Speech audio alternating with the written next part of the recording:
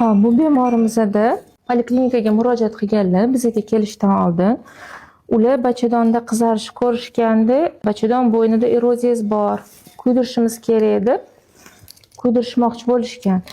Biz ularni tekshiruvlardan o'tkazdik, ya'ni onkoskriningdan o'tkazdik. Pap mazok, VPC va kolposkopiya tekshiruvlarini o'tkazganimizda, ularda pap mazokda proliferatsiya, ya'ni displaziyani onkologiyaga shubhali darajasi keldi va VPC'lari onkotiplariga topshirganlarda VPC'lari ham положительный keldi. Kolposkopiyada Schiller probasida shubhali zonalar aniqlanganimiz uchun biz ularni konizatsiyaga tayyorladik. Konizatsiya bu bachadon bo'ynini qisman, ya'ni shubhali ko'ringan qismlarini kesib olib tashlash. Xudo xolisa bugungi operatsiyamizdan keyin gistologiyaga yuboramiz. Olingan to'qimani 7-10 kunda javobi keladi va shunga qarab keyingi taktika aniqlanadi.